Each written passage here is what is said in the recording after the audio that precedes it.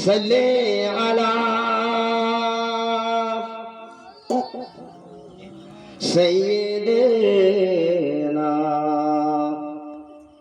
مولانا محمد وعلى آل سيدنا مولانا محمد. السلام عليكم ওয়ালাইকুম আসসালাম ওয়া রাহমাতুল্লাহি ওয়া বারাকাতুহু।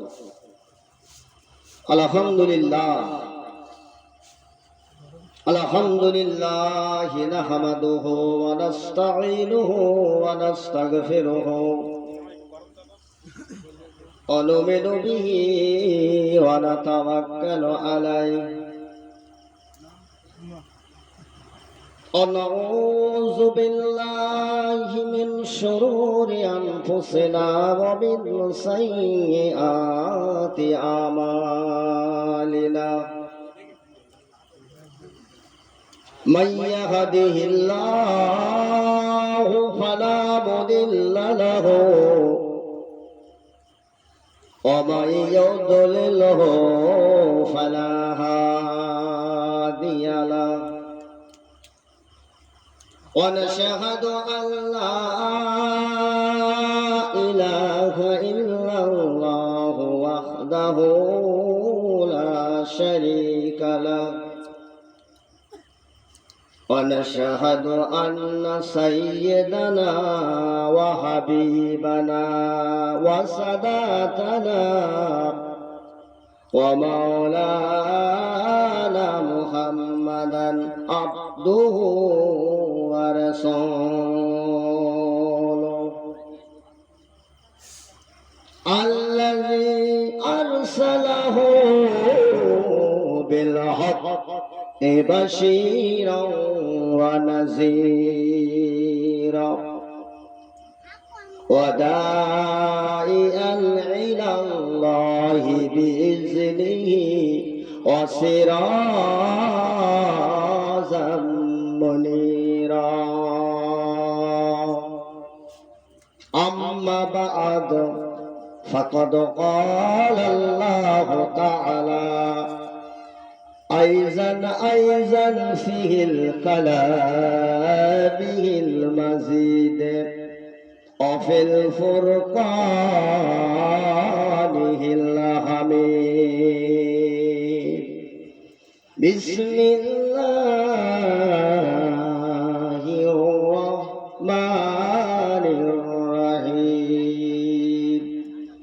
قل إن كنتم تحبون الله فاتبعوني يحببكم الله ويغفر لكم ذنوبكم والله غفور رحيم. وقال الله تعالى أيضا فيه الكلامه المزيد وفي الفرقانه الحميد. كل نفس ذائقة الموت. قال النبي صلى الله تعالى عليه وسلم أنا خاتم النبيين لا نبي بعدي. قال النبي صلى الله تعالى عليه وسلم تنكح المرأة لأربع لمالها ولحسابها ولزمالها ولدينها فاجفر بذات الدين تريبت يداك. إن الله وملائكته يصلون على النبي يا أيها الذين آمنوا صلوا عليه وسلموا تسليما اللهم সামনে صل على سيدنا مولانا محمد وعلى آل سيدنا مولانا محمد আহারে মক্কাবাসী তোমরা বড়ই ভাগ্যবান তোমাদের কোলে জন্ম নিলেন নবী কোলের যিনি মহান আল্লাহুম্মা সাল্লি আলা সাইয়্যিদিনা মাওলানা মুহাম্মদ ওয়া আলা আলি সাইয়্যিদিনা মাওলানা মুহাম্মদ আমার নবী নূরের ছবি আহা মতির মতন চমকদার আর মুস্কে হাসি হাসলে পরে ওই চাঁদের আলো হার মানায় এমন নবী সোনার ছবি নাই কোনো তুলনা আর তুলনা তো দূরের কথা ছায়া কভু মিলত না আল্লাহুম্মা সাল্লি আলা সাইয়্যিদিনা মাওলানা মুহাম্মদ ওয়া আলা আলি সাইয়্যিদিনা মাওলানা মুহাম্মদ লা ইলাহা ইল্লাল্লাহ লা ইলাহা ইল্লাল্লাহ লা ইলাহা ইল্লাল্লাহ মুহাম্মাদুর রাসূলুল্লাহ আলহামদুলিল্লাহ লাখ শুকর গুজার প্রশংসা তাজিম তাসলিম সেই মহান রব্বুল আলামিন সেই সঙ্গে লক্ষ কোটি দরুদ ও সালাম আকায়ে নামদার তাজদারে মদিনা দুলহায়ে মদিনা মক্কার বাতি মা আমিনার নয়নের পুতলি যিনি পয়দা না হলে सारे आसमान जमीन दिलोग भूलो कुछ नहीं पैदा हो रहा है वही है हमारा मुहम्मदुर रसूलुल्लाह प्राण खुले बोली सल्लल्लाहु अलैहि वसल्लम माइक दुर्बल এসব মাইকে অনসিয়াত করলে বেশ কেটে যাবে যাই হোক নিজস্ব এলাকা ঘরের ছেলে দু একটা কথা বলে রাখবো ইনশাআল্লাহ আজকের আলোচনা সাবজেক্টে আমি ফেলেছি কুল্লু নাফসিন যায়িকাতুল মাউত আল্লাহ পাক কালামুল্লাহ শরীফের মধ্যে ছোট্ট একটা আয়াতের খণ্ড অংশ আল্লাহ বলছে সব जानवर के जो पैदा हो रहा है वो भी इम्तिहान है কি আমরা বাঁচবো কে বলতে পারবেন আমি চির অমর প্রত্যেক जानवर কি মৃত্যুর স্বাদ চাখতে হবে এইটুকু কথা এর উপরে যদি ঘন্টার পর ঘন্টা 7 ঘন্টা ওয়াজ করা যায় শেষ হবে সাবজেক্ট থাকতে হবে বক্তব্য এখানে লাম মেরে দুটো ওখানে লাম মেরে দুটো ওখানে লাম মেরে ওখানে লাম মেরে দুটো ও বাচ্চা ছেলেরা ওয়াজ করতে পারে বক্তব্যের সাবজেক্ট থাকে হোয়াট ইজ সাবজেক্ট কুল্লু নাফসিন যায়িকাতুল মাউত প্রত্যেক জানবারকে মৃত্যুর স্বাদ চাখতে হবে। তাহলে মরে যাবো শুধু, এইটা আমাদের কাজ, মরে যাবো। মরে যাওয়ার আগে আমাদের বাজার করতে হবে না কি? মরে যাওয়ার আগে আমাদের তৈরি হতে হবে না? মরে যাওয়ার আগে আমাদের কবরের জন্য মাল সামান জোগাড় করতে হবে না? মরে যাওয়ার আগে আমাদের প্রিপারেশন নিতে হবে না? মরে যাওয়ার আগে আমাদের তৈরি হতে হবে না? আল্লাহ পাক পাক কালামুল্লাহ শরীফের মধ্যে বলেছেন, ইয়া আইয়ুহাল্লাযীনা আমানুত্তাকুল্লাহা হাক্কা তুকাতিহি ওয়া লা তামুতুন্না ইল্লা ওয়া আনতুম মুসলিমুন। হে ঈমানদারেরা, তোমরা আমি আল্লাহ রাব্বুল আলামিন আমাকে ভয় করো। কেমন ভয় করবে? ভয় করার মতো ভয় করো। আর যতক্ষণ না পাক্কা মুসলমান হবে ততক্ষণ না মৃত্যু মুখে পতিত হবে না। সুবহানাল্লাহ। আল্লাহ পাক কি বললেন? যে হে ঈমানদারেরা, কাদের ডেকেছে? ইয়া আইয়ুহাল্লাযীনা আমানু। আল্লাহ পাক কাফেরদের ডাকলেন না, মুনাফিকদের ডাকলেন না, মুশরিকদের ডাকলেন না, অগ্নি পূজারীদের ডাকলেন না। আল্লাহ পাক মহব্বত করে, বড় ভালোবেসে, বড় ইমতিহান করে আল্লাহ পাক তার ঈমানদারদের ডেকে বলছে, তোমরা আমাকে ভয় করো। কেমন ভয় করবে? ভয় করার মতো ভয় করো। আর যতক্ষণ না পাক্কা মুসলমান হবে ততক্ষণ না মৃত্যু মুখে পতিত হবে না। আমি বলি, আল্লাহ কি বলেছে?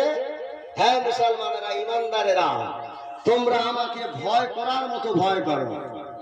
আর যতক্ষণ না পাক্কা মুসলমান হবে ততক্ষণ না মৃত্যু মুখে পতিত হন। বলুন সুবহানাল্লাহ। আমরা হচ্ছি, আল্লাহর কথা মানি, পাক্কা মুসলমান হয়ে মরতে বলেছে। পাক্কা মুসলমান, আমরা কি কাঁচা মুসলমান? কি প্রশ্ন লাগে না? আমরা কি কাঁচা?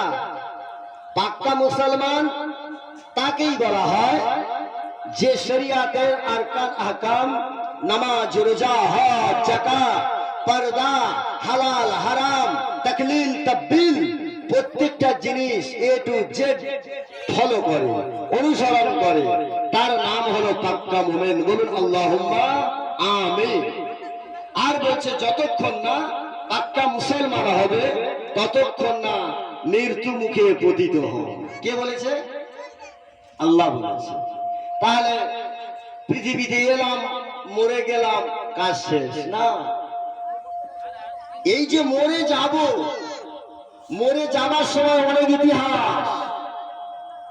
মরে যাবার সময় ইতিহাসটা যদি আমরা জানতাম তাহলে আশা করি এই 30 রোজা সবে পার হলো, আমরা ষাঁড়ের মতো চেহারা, ফুলের মতো যৌবন নিয়ে রোজা করি। 80-85% মুসলমানের বাচ্চারা রোজা রাখে, কারণ তারা মরণটা কি তো জানে না, ইগনোরেন্ট, সম্পূর্ণ অন্ধ। মরণ কি জানে না। হ্যাঁ, জিব্রাইল আলাইহিস সালাম, মিকাইল আলাইহিস সালাম, ইসরাফিল আলাইহিস সালাম, আজরাইল আলাইহিস সালাম, চারটে বড় বড় তাবড় ফেরেশতা। কটা বড় ফেরেশতা? চারটে বড় ফেরেশতা। কিন্তু মৃত্যুর ডিপার্টমেন্ট কার হাতে? মৌতের ডিপার্টমেন্টটা হলো আজরাইল আলাইহিস সালামের হাতে। আজরাইল আলাইহিস সালামের হাতে। আজরাইল আলাইহিস সালাম একটা নবীর কাছে এসেছিল। কিসের জন্য? ওহী নিয়ে আসে কোন নবী? ওহী নিয়ে আসে কোন ফেরেশতা? জিবরাইল আলাইহিস সালাম। অর্থাৎ আল্লাহর যত বাণী, কোরআনের বাণী সব নিয়ে আসে কে? ইব্রাহিম আলাইহিস সালাম। আল্লাহ রাব্বুল আলামিন জিবরাইল আলাইহিস সালাম যখন ওহী নিয়ে আসে, তাহলে ওহী পাঠাবে জিবরাইল দিয়ে। আল্লাহ এক সময় জিবরাইল দিয়ে ওহী পাঠাবে কার কাছে? ইব্রাহিম নবীউল্লাহ। আমাদের একজন নবী ছিল, তার নাম ইব্রাহিম খলিলুল্লাহ। খলিল কেন হলো? ইব্রাহিম ছিল আল্লাহর রাসূল, ইব্রাহিম আলাইহিস সালাম ছিল আল্লাহর মহব্বতের নবী। আমার মা বোনেরা ভাই জানেরা শুনে রেখে দাও, ইব্রাহিম নবিউল্লাহ আল্লাহর কাছে যখন মহব্বতের কাজ করলো, ইব্রাহিম নবিউল্লাহ রাত জেগে তাহাজ্জুদের নামাজ আদায় করত। ইব্রাহিম নবিউল্লাহ মহব্বতের সঙ্গে গরিব দুঃখীদের খাদ্য খাওয়াতো। বলুন সুবহানাল্লাহ। ইব্রাহিম আলাইহিস সালামের দুটো মহান কাজ ছিল। কটা কাজ? দুটা মহান কাজ। রাত জেগে আল্লাহর ইবাদত করত, আর গরিব দুঃখী ইতিম মিসকিন দুঃখীদেরকে খাবার খাওয়াতো, দাওয়াত করে খাওয়াতো, খাদ্য খাওয়াতো। এই কারণের জন্য আমার আল্লাহ ইব্রাহিমকে এত ভালোবাসলো, এত মহব্বত করে ফেললো, ইব্রাহিমের আর একটা নাম দিয়ে ফেললো, ইব্রাহিম খলিলুল্লাহ। এই ইব্রাহিম নবী, তুমি শুধু আজ থেকে আমার নবী নও, তুমি হলে আমার দোস্ত দোস্ত দোস্ত। বলুন সুবহানাল্লাহ।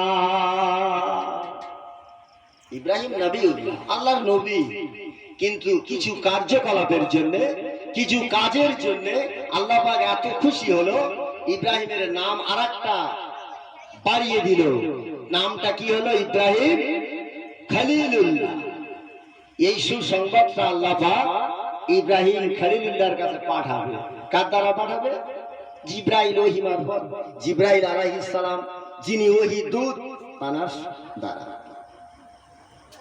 আজরাইল আলাইহিস সালাম বলে, রব্বুল আলামিন আল্লাহ, আমার মনে বড় বাসনা হয়, বড় আশা জাগে, আপনার ইব্রাহিম খলিলকে আমি দেখব, আমি তার সঙ্গে দুটা কথা বলবো, আমার জানটা মিটিয়ে নেব, আমার আশা আকাঙ্ক্ষাটা আমি মিটিয়ে নেব। আল্লাহ, আপনি জিব্রাইলকে না পাঠিয়ে আমি মালাকুল মউত আজরাইলকে পাঠিয়ে দেন, আমার এই আরজিটা, এই দোয়াটা আপনি কবুল মঞ্জুর করে নেন। আল্লাহ বলে, কি ব্যাপার? আমার জিব্রাইল ওহী দূত, ওহী নিয়ে যাবে, আর তুমি আজরাইল আজকে ওহী নিয়ে যাবে আমার কাছে বলছো? ঠিক আছে, আমি কবুল করে নিলাম, যাও। তবে তোমার তো দায়িত্ব কথা বলা, তার সঙ্গে ভাব খাতির করা। আজকে কিন্তু তোমার দায়িত্ব জান কবজ করা না। বলুন সুবহানাল্লাহ। আল্লাহর হুকুম হয়ে গেল। কিতাবের মধ্যে পাওয়া যায়, আজরাইল আলাইহিস সালাম ইব্রাহিম খলিলুল্লাহর কাছে এসে দাঁড়িয়ে যায়। আসসালামু আলাইকুম ইয়া ইব্রাহিম নবিউল্লাহ, আসসালামু আলাইকুম ইয়া ইব্রাহিম খলিলুল্লাহ। ইব্রাহিম খলিলুল্লাহ উত্তর দিয়ে দিল। উত্তর দেওয়ার পরে বলে, ভাই, এমন সময়ে তুমি আমার দুয়ারে কেমনে করে হ্যাঁ? এমন সময় তুমি আমার দুয়ারে কেমনে করে? সবে আমি কিছুদিন ইসলামের দাওয়াত দিচ্ছি, হ্যাঁ, আমার বয়সটা কম, আপনি এসে গেলেন কেন? ইব্রাহিম বললেন, কারণ আজরাইলের কাজ কি করা? জান কবজ করা। উনি ভেবেছে তাহলে আল্লাহ পাকের অর্ডার, আমার জান কবজ করবে, ওই জন্য আজরাইল আলাইহিস সালাম এসেছে। আজরাইল আলাইহিস সালাম বলে, নবী ইব্রাহিম, এই খলিলুল্লাহ ইব্রাহিম, শোনো, আমি তোমার দরবারে এসেছি, একটা সংবাদ দিতে এসেছি। এই নবিউল্লাহ ইব্রাহিম খলিলুল্লাহ, ভয় করো না, ভয় করো না, আমি আজকের তোমার জান কবজ করতে আসি না গো, আমি এসেছি তোমার কাছে একটা সুসংবাদ দেওয়ার জন্য। ইব্রাহিম খলিলুল্লাহ বলে, সুসংবাদ দেবে তো জিব্রাইল আলাইহিস সালাম, কিন্তু তুমি সুসংবাদ দেবে কেমনে করে হয়? সুসংবাদ দেবে তো জিব্রাইল ফেরেশতা, তুমি সুসংবাদ দেবে কেমনে করে হয়? বলে, হ্যাঁ, আল্লাহর হুকুম, আল্লাহ পাক আমাকে পাঠিয়েছে। আজরাইল আলাইহিস সালামকে বলে, ভাই আজরাইল, বলো সুসংবাদটা কি, শুনে আমার কলিজাটা একটু ঠান্ডা করি, আমার প্রাণটা, জীবনটা একটু ঠান্ডা হোক। আজরাইল আলাইহিস সালাম বলে, ইব্রাহিম খলিল গো, তোমার মঙ্গল কাজের জন্য তোমার ভালো কাজের জন্য, তোমার খাওয়া পিনার জন্য, তোমার আত্মীয়তা আমার আল্লাহ পাক পছন্দ করে নিয়েছে। সেই জন্য আমার আল্লাহ তোমার আর একটা নাম বাড়িয়ে দিয়েছে, ওই নামটা হলো ইব্রাহিম খলিলুল্লাহ। সুবহানাল্লাহ। নামটা কি? ইব্রাহিম খলিলুল্লাহ। ইব্রাহিম খলিলুল্লাহর সঙ্গে কথা হচ্ছে কার? আজরাইল ফেরেশতার কথা হচ্ছে, বার্তা হচ্ছে। কথা হতে হতে আজরাইল অনেক কথা বলল, আমার নবী ইব্রাহিম খলিলুল্লাহ মন ভরে অনেক কথা শুনলো। এমন সময় আজরাইল ফিরে যাবার মুখ চলে যাবে, বলে ভাই ইব্রাহিম খলিল, আমি তো এবার আল্লাহর দরবারে বিদায় নেব, তোমার কি কোনো বক্তব্য আছে? আল্লাহর কাছে গিয়ে আমি বলবো। ইব্রাহিম নবিউল্লাহ বলে, ভাই আজরাইল, আমার একটা দাবি আছে, সেই দাবিটা আপনার মানতে হবে। বলে কি বলেন?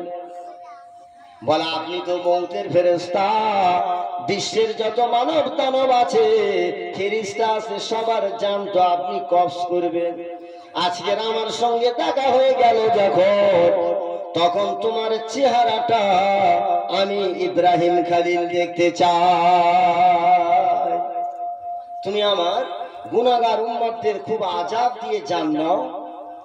আর আল্লাহ পাকের কাছ থেকে শুনেছি তখন নাকি তোমার চেহারাটা বেকার হয়ে যায়। চেহারা দেখে আল্লাহর বান্দারা ছটফট ছটফট করে, চোখগুলো বের হয়ে যায়, ডান দিকের চোপড়া বাম দিকে, বাম দিকের চোপড়া ডান দিকে চলে আসে, কথা বলার কোনো ক্ষমতা থাকে না। বলুন নাউজুবিল্লাহ। আজরাইল বলে, ঠিক বলেছো ইব্রাহিম খলিল, তুমি ঠিকই বলেছো, তোমার বয়ানটা সত্য। আর কি?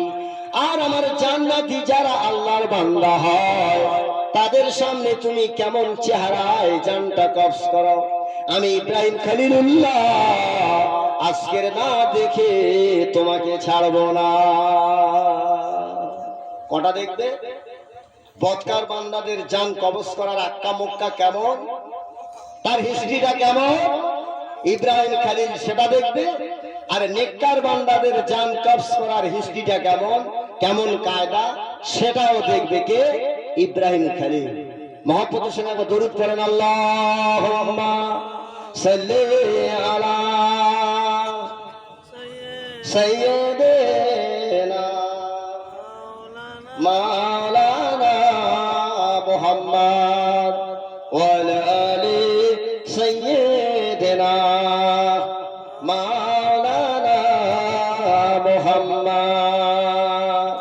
আজরাইল আলাইহিস সালাম বলে, হুজুর বেয়াদবি মাফ করবেন, আমার চেহারা যদি আপনাকে দেখায়, আপনি ইব্রাহিম খলিলুল্লাহ এই দুনিয়ার জমিনে স্থির থাকতে পারবেন না, হয়তো ভয়ে আপনার মওত হয়ে যেতে পারে। ইব্রাহিম খলিলুল্লাহ বলে, যাক, আমি তবু দেখতে চাই, আমার আশাটা আপনি পূরণ করো। আজরাইল আলাইহিস সালাম বলে, ইয়া নবী ইব্রাহিম, তুমি মাথাটা নিচু করো আর একটু সরে যাও। মাথা নিচু করো আর একটু সরে যাও। আজরাইল আলাইহিস সালাম কিতাবের মধ্যে পাওয়া যায় চেহারা চেঞ্জ করেছে। কোন চেহারাটা? গুনাহগারদের জান কবজ করার সময় যে চেহারা আসে। বলছে, ইব্রাহিম নবী, আপনি চোখ খুলুন আর আমার দিকে তাকান। কিতাবের মধ্যে পাওয়া যায় ইব্রাহিম খলিলুল্লাহ 60 হাত লম্বা নবী ছিল। কত সাহসী নবী ছিল! 60 হাত লম্বা মানে কত বড়? অত বড় নবী, সাহেব বাচ্চার মতো চেহারা। ইব্রাহিম নবিউল্লাহ আজরাইল কথা বলার সঙ্গে সঙ্গে চোখ মেলে তাকিয়েছে। কিতাবের মধ্যে পাওয়া যায় ইব্রাহিম খলিলুল্লাহ সঙ্গে সঙ্গে বেহুশ হয়ে গিয়েছে। বলুন নাউজুবিল্লাহ। সহ্য করতে পারেন, বেহুশ হয়ে গিয়েছে চেহারা দেখে। বেহুশ ক্যামরে কি বিপদ হলো, নবী তো বেহুশ হয়ে গেল। আজরাইল আলাইহিস সালাম আবার হুঁশ করলো, সুস্থ করে বলে, হুজুর ঠিক আছে? বলে, হ্যাঁ আজরাইল ভাই, আমি তোমার চেহারা দেখে আমি বেহুশ হয়ে গিয়েছিলাম। বলে, জি। ইব্রাহিম খলিল হাওয়াও করে কাঁদে আর বলে, ভাই আজরাইল, আপনি তো আমার ওই চেহারাটা দেখালেন জান্নাতি বান্দাদের, ইমানদার বান্দাদের যখন রূহ কবজ করেন ওই চেহারাটা আমাকে দেখান। আজরাইল আলাইহিস সালাম বলেন, আপনি মাথা নিচু করুন। একটু সরে যান, মাথা নিচু করলে একটু সরে এলো। তারপরে উনি চেহারা চেঞ্জ করলো। চেহারা চেঞ্জ করার পরে বলে, হুজুর ইয়া ইব্রাহিম খলিলুল্লাহ, আপনি আমার দিকে তাকান। তাকানোর সঙ্গে সঙ্গে ইব্রাহিম খলিলুল্লাহ হেসে আনন্দে ভরে গেল, মনটা আনন্দে আত্মহারা হয়ে গেল। ইব্রাহিম খলিলুল্লাহ আনন্দে হাসতে লাগলেন। বলুন সুবহানাল্লাহ। মৌত নিয়ে বলে আসছে। ইব্রাহিম খলিলুল্লাহর কাছে এলো। ইব্রাহিম খলিলুল্লাহ মৌতের ইন্টারভিউ নিচ্ছে। কি নিচ্ছে? মৌতের ইন্টারভিউ নিচ্ছে। চেহারা দেখে অস্থির, ইন্টারভিউ তো অনেক দূরে। হ্যাঁ, ওই যে প্রথম চেহারা এত বিভৎস। ইব্রাহিম খলিলুল্লাহ বলে, আমি দেখলাম পাটা জমিনে আর মাথাটা আসমানে। পাহাড়ের মতো বড় বড় মাথা, হাতের নখগুলো বড় বড়, চোখগুলো বড় বড়, আর গায়ে থেকে বিরাট বিরাট লোম বের হয়েছে, ডানা বের হয়েছে। গায়ে যেন বড় বড় গর্ত, আর গর্তের ভিতর থেকে যেন আগুনের লেলিহান অগ্নি শিখা বের হচ্ছে। বলুন নাউজুবিল্লাহ। বড় বড় পাখনা, ডানা, বড় বড় গর্ত, আর গর্তের ভিতর দিয়ে যেন আগুনের ফুলকি বের হচ্ছে। চোখগুলো বড় বড়, বিভৎস চেহারা। ইব্রাহিম খলিলুল্লাহ দেখে সহ্য করতে পারলো না। নাউজুবিল্লাহ। তাহলে আমরা মরবো, তাহলে ঈমান আমার না থাকলে, বেঈমান হয়ে মরলে, বেনামাজি হয়ে মরলে, বেপরদানেশী নারী হয়ে মরলে, সুদখোর হয়ে মরলে, হারামখোর হয়ে মরলে আমাদের পরিণতিটা ওই রকম হবে। আমি এই জন্য হাদিস থেকে রেফারেন্স দিয়ে যাচ্ছি। আমাদের তৈরি হতে হবে, পাক্কা মুসলমান হতে হবে, আর মুসলমান হয়ে কবরে যেতে হবে। বলুন আল্লাহুম্মা আমিন। আল্লাহ যেন কবুল করে। তাহলে ইব্রাহিম খলিলুল্লাহ মৌতটা দেখলো, দেখো অবাক। হ্যাঁ, জানটা যখন কবজ করা হয় কাঁদে, কাফের, মুনাফিক, মুশরিক, হ্যাঁ, আর যারা মানে এক কথায় বেনামাজি, বেরোজাদার, বেশরিয়াতি, পৃথিবীর জমিনে শরিয়াতের তাকবধারী করে, শরিয়াতটাকে মামু ভাগনা মনে করেছে যে আমি চিরজীবন বেঁচে থাকবো, আমার এই জওয়ানি পাওয়ারটা থাকবে। হ্যাঁ, লম্বা হয়ে শুয়ে গেলে মসজিদের মাইকে এলান হবে, বিশেষ ঘোষণা, কিপারামপুর নিবাসী বা মিঠাগুন্ডু নিবাসী অমুকের পুত্র অমুক মারা গিয়েছে, তার জানাজা বেলা 12টা কিংবা জোর। বাড়ির নিজের পরিবার, কলিজার টুকরি পরিবার, মহব্বতের পরিবার, যে নাকি আপনার না পেরে বিছানায় শয়ন করতো না, রাত জাগরণ করে বসে থাকতো, গর্ভধারিণী মা, যে নাকি জসিমউদ্দিন যতক্ষণ না বাড়িতে আসে ততক্ষণ না মা চোপড়ায় হাত দিয়ে বসে আছে। ও মা, বৌমা, আমার জসিমউদ্দিন কি ঘরে এলো? বৌমা বলে, তুমি ঘুমাও তো, বকবক করুনি, যাও যাও যাও যাও যাও। কলিজার টুকরি স্ত্রী গিয়ে ঘুমিয়ে পড়ল, গর্ভধারিণী মা ঘুমাতে পারে না গো, যতক্ষণ না জসিমউদ্দিন বাড়িতে এলো। মা চোখ দিয়ে দেখলো আমার জসিমউদ্দিন এসে গিয়েছে। বাবা, ভাত না দুগ্গে, আমার লাথি মারুগ্গে, আমার চাপড় মারুগ্গে, আমার আঁতরি সেরা জসিমউদ্দিন এসেছে। বাবা, এবার আমি ঘরে শুয়ে পড়ি। কি মা বলে না নাকি? যত তুমি মায়ের শাস্তি দাও, জুলুম করো, অত্যাচার করো, ভাত কাপড় না দাও, রাত্রে বাড়িয়ে যাবে, খালি খোঁজ নেবে, ও বোমা আসে না কচি, ও আসে না, যতক্ষণ না চোখ দিয়ে দেখবে গর্ভধারিণী জনম দুঃখিনী মা, ততক্ষণ কিন্তু শুতে যেতে পারে না, যেতে পারবে না। বাচ্চার দেখেছে কথা না বললেও আর মানি গিয়ে সে বলবে সুবহানাল্লাহ। তাহলে মৌতের পূর্বে আমাদের তৈরি হতে হবে। তৈরিটা কিরম কায়দায় হবো? তৈরি হতে গেলে আমাদের পুঙ্খানুপুঙ্খু ভাবে বাঁচতে হবে। আর একটা ভয় করতে হবে, কি ভয়? যা করব করার আগে ভাবো মরে যেতে হবে, আল্লাহ তো হিসেব নেবে। ইন্না ইলাইনা ইয়াবাহু সুম্মা ইন্না আলাইনা হিসাবাহু। তার দরবারে আমাদের দাঁড়াতে হবে, আর তিনি আমাদেরকে পাই টু পাই হিসাব নিকাশ নেবে। হিসাবের চাররা পরিমাণ ছাড়া আমাদের ছাড়ে না। তাহলে এই কথাটা যদি মনে হয়, পরকিয়া করতে পারি। পরকিয়া মানে বোঝেন? হ্যাঁ, পরকিয়া মানে আমার স্ত্রী আছে